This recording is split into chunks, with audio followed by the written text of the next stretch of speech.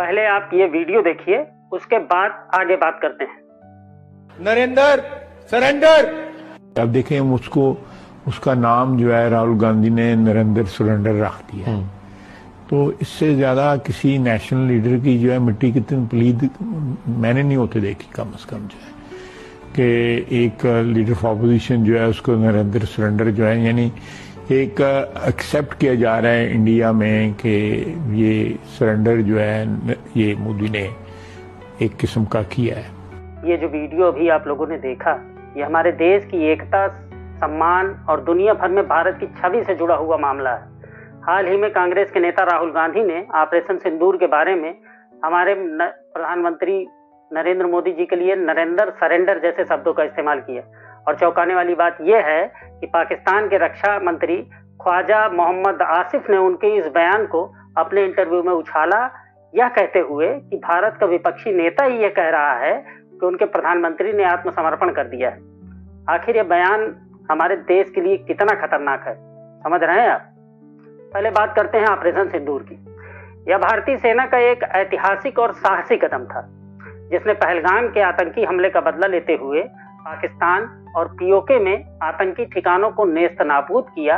और इस ऑपरेशन में जैश ए मोहम्मद और लश्कर तोयबा जैसे आतंकी संगठनों के मुख्यालयों को निशाना बनाया गया। यह न केवल हमारी सेना की वीरता का प्रतीक है, बल्कि यह दुनिया भर को दिखाता है कि भारत आतंकवाद के खिलाफ कितना मजबूत और दृढ़ निश्चयी है। लेकिन राहुल गांधी का बयान इस उपलब्धि को कमजोर करता है और हमारी सेना के शौर्य और ताकत का अपमान करता है। राहुल गांधी का नरेंद्र सरेंडर कहना न केवल अपरिपक्व है, बल्कि यह हमारे देश की छवि को दुनिया भर में नुकसान पहुंचाता है। पाकिस्तान के रक्षा मंत्री ने उनके इस बयान को अपने प्रचार के लिए इस्तेमाल किया। क्या यह शोभा देता है कि पाकिस्तान की भारत का एक विपक्षी नेता ऐसा बयान दे जिसे हमारा दुश्मन देश अपने फायदे के लिए इस्तेमाल करे?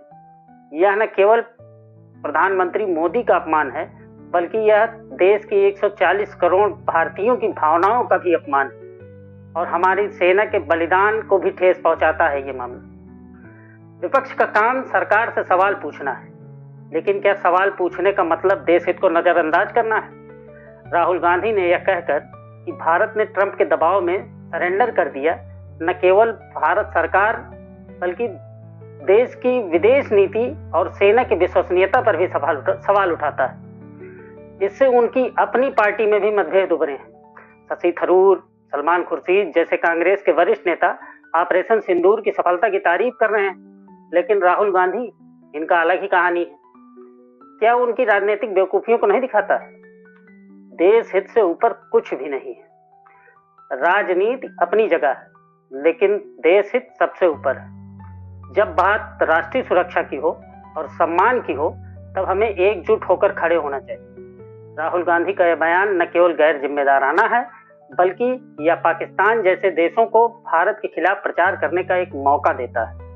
यह बात हमें समझना होगा कि ऐसे बयान हमारी सेना के मनोबल को कमजोर कर सकते हैं, अंतर्राष्ट्रीय मंच पर भारत की छवि को धूमिल कर सकते हैं। ऑपरेशन सिंदूर से हमारी सेना की वीरता और भारतीय ताकत का प्रतीक है ऑपरेशन सिंदूर। ऐसे समय में जब पूरी दुनिया भारत की इस कार्रवाई की तारीफ कर रही है, तब अपने नेताओं की ऐसी बयानबाजी की उम्मीद हम लोग नहीं कर सकते हैं, जो हमारे देश, ये उनका ये कहना देश को कमजोर दिखाता है। राहुल गांधी को यह समझना चाहिए कि विपक्ष का नेता होने के नाते उनकी जिम्मेदारी सिर्फ आलोचना करना ही नहीं, बल्कि देश के हित के में एकजुटता दिखाना भी है।